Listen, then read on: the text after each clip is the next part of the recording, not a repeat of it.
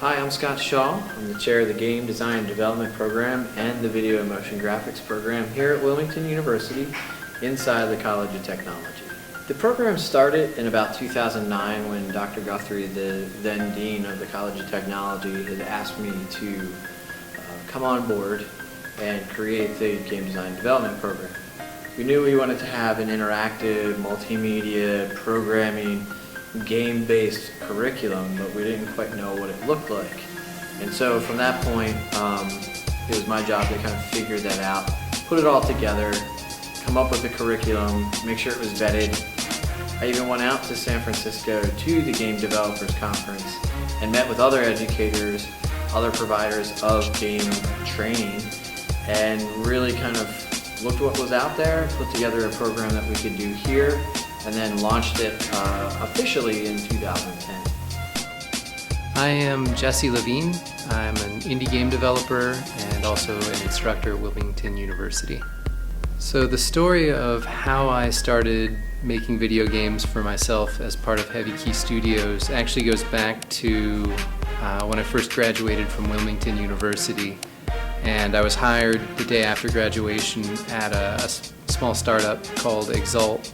And we actually rebranded ourselves Exalt Games.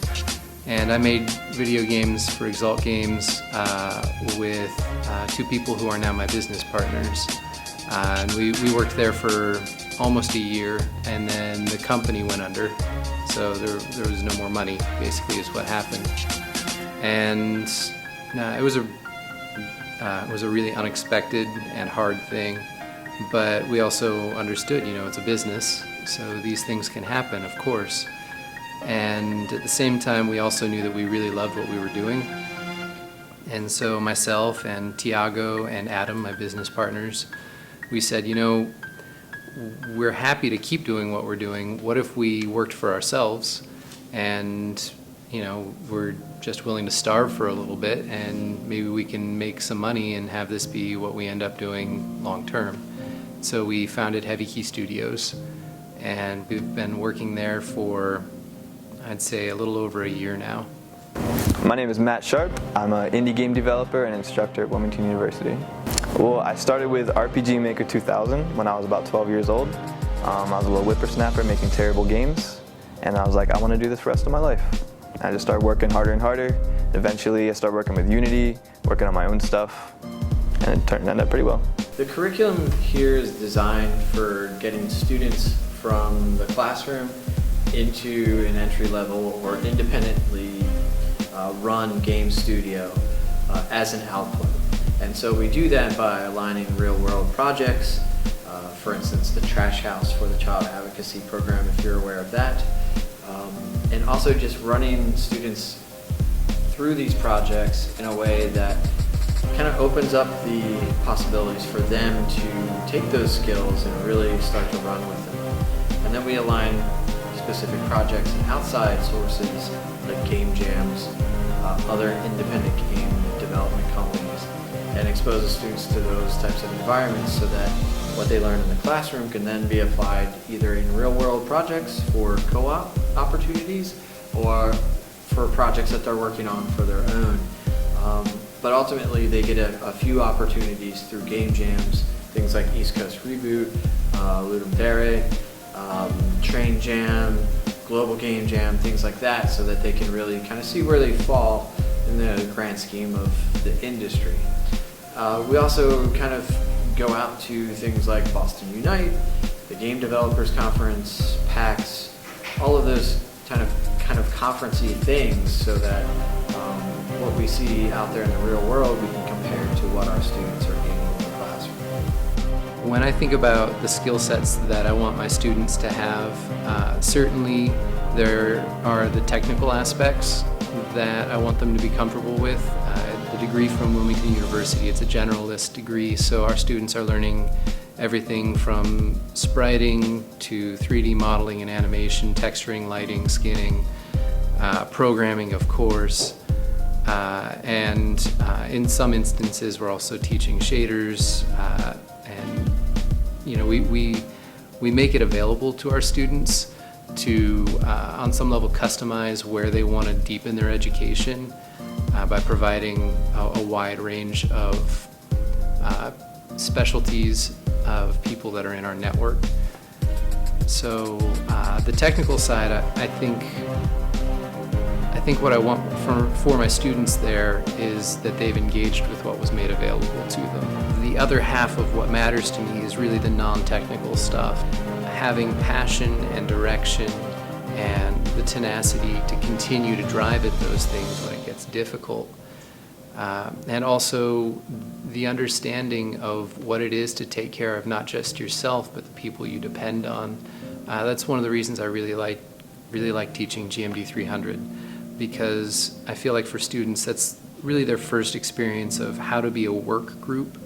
And it's also for those who are interested in leadership, it's sort of their first chance, on a curriculum level at least, to really kind of truly lead something that is similar to what they would do as an indie developer or perhaps in a smaller work group in our industry. I think the most important thing is to be able to research and figure stuff out. Like I always tell my students, you can't just base it on what you are learning from me right now in class. You have to be able to research on your own, solve problems on your own, learn to use Google. Google is your best friend. So that's probably the most important thing you could have. Because anything that you lack, you can make up for by figuring it out.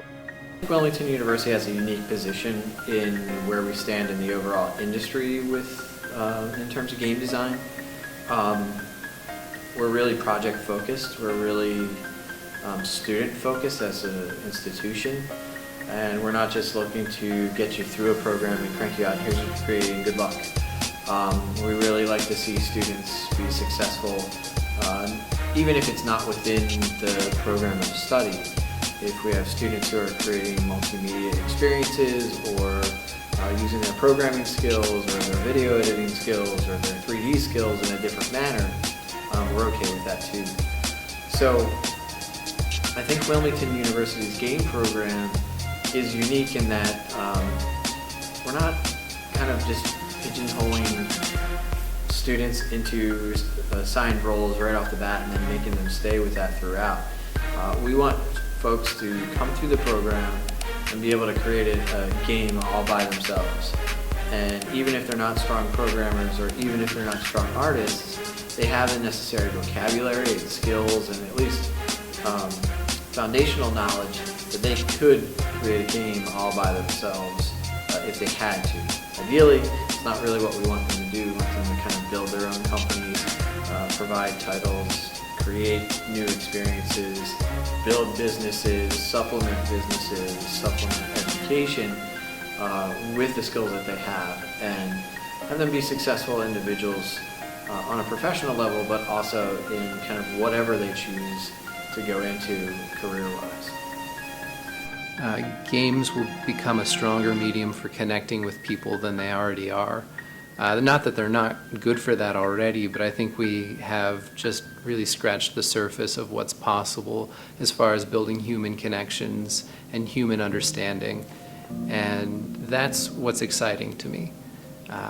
We'll see if VR and AR and some of the other technologies, virtual presence, things like that, if we are able to bring those in a way that further grows and cultivates our capacity to connect with one another as human beings. Hopefully, yes. VR is a new thing. Hopefully that's going to pick up stuff and the industry is going to start to pick up on that and kind of start innovating, see what they can do with that, because it's a new field, you know. They need to see what you can do with that, see potential, think outside the box. I think VR is probably the next big step. The industry is still going to make a lot of money, because it's interactive entertainment. And not that everyone always wants to interact with their entertainment, but the moment you want to, we're right there. You know, we're in mobile, we're on the internet. There are very few places that people spend their time that video games aren't available to them anymore. And the cost of entry is so low at this point to get a new game. It is free in most cases. So yeah, we're gonna, as an industry, we're gonna have a lot of money continue to flow through us because we're so readily available and so easy to get connected to and involved with as far as our products go. So when we see large corporations or game companies that are approaching us. That's where I want to get to, and I think it's completely attainable. It's just we have to get the word out of what we're capable of and put our students' work and showcase that in a way that gains that exposure and that notoriety. So that's where I'd like to see our game program kind of sit.